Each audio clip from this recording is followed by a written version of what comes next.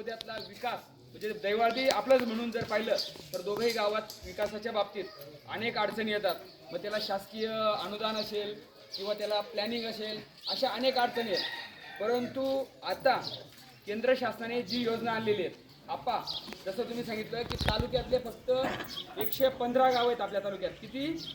115 गावं आहेत आणि 115 8च गावांचं या कृती आराखड्यासाठी सिलेक्शन झालेले, निवड झाली आहे आणि त्याच्यात आपल्या गावाची निवड झाली. 8 गावांमध्ये तालुक्यात आपलं गाव आहे आणि आपलं हे गाव अंतर्भूत करण्यासाठी ते गाव आपलं सरी आप्पा, आमचा बऱ्याच दिवसाचा आग्रह होता, पाठपुरावा. ज्यावेळेस ग्रामपंचायतीची निवडणूक येते, राजकारण होतं, तो भाग निराळा. पण आमचं गाव नंतर गुण्यागोविंदाने एकत्र येतं, ते प्रत्येक गावाचं वैशिष्ट्य असतं.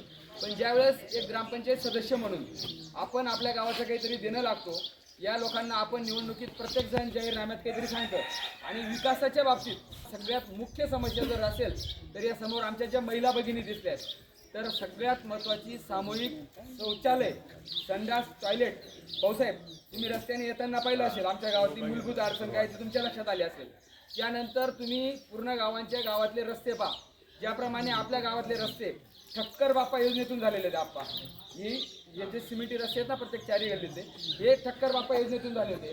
पण आता केंद्र शासनाने खूप छान प्रकारची एक स्कीम आणलेली आहे आणि त्यात आप्पांनी जसं सांगितलं 80,000 कोटीची तरतूद आहे. किती?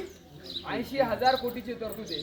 त्या 80,000 कोटीपैकी 1 कोटी रुपये तरी नक्की आपल्या गावासाठी येणार आहे. किती? 1 कोटी रुपये तरी आपल्या गावासाठी येणार. आणि हे म्हणजे आत्ता कागद घेऊन आलो आणि उद्या येणार नाही अशातला भाग नाही. याच्यात हा कृती कलम आराखडा आहे 2025 तर 2030 या 5 वर्षामध्ये गाव जे थीम दिलेले, याच्यात मुद्दे दिलेले, त्या मुद्द्यांवर आपल्याला काम करायचं आहे.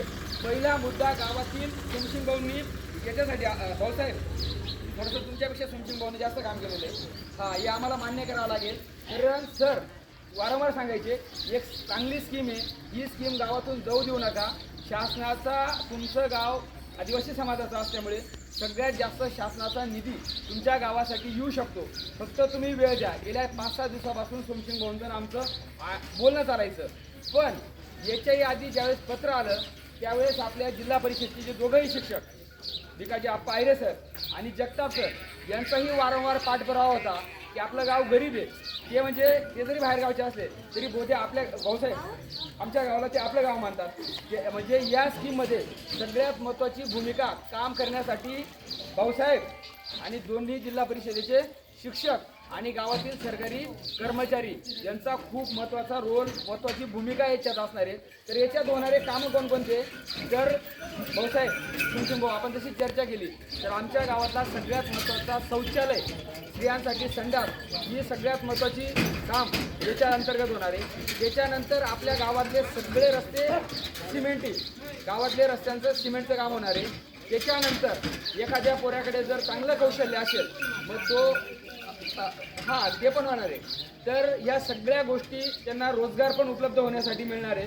त्यांना रेशनची अडचण येत असेल, त्यांना शिक्षणाची अडचण येत असेल, त्यांना आधार कार्डची अडचण येत असेल तर स्वयंसेवा केंद्रसुद्धा चालू करण्याची तरतूद याच्यात दिलेली आहे. आणि त्याच्यानंतर खास करून आदिवासी बांधवांसाठी घरकुल, ही सगळ्यात महत्त्वाची स्कीम याच्यात आहे की ज्यांचं घरकुल राहिलेले आहेत त्यांना नवीन घरकुलासाठी प्रस्ताव याच्या अंतर्गत आपल्याला दाखल करता येणार आहे. ज्यांच्याकडे सगळ्यात महत्त्वाचं याच्यासाठी आपल्याकडे जातीचे दाखले, रेशन कार्ड आणि आधार कार्ड अपडेट आपलं असलंच पाहिजे. त्याच्यानंतर आपल्या गावाचा जो गावतळा आहे, सोमसिंग भाऊंनी सगळं सांगितलं, त्या गावतळ्याला रुंदीकरण, खोलीकरण हे जरी झालं नाही तर त्याचं जे पाणी लिकेज होतं ते पाणी जे होऊन जातं त्याला दुरुस्ती करण्याचं काम सुद्धा हे शासन याच्या माध्यमातून करणार आहे. म्हणून या धरती आबा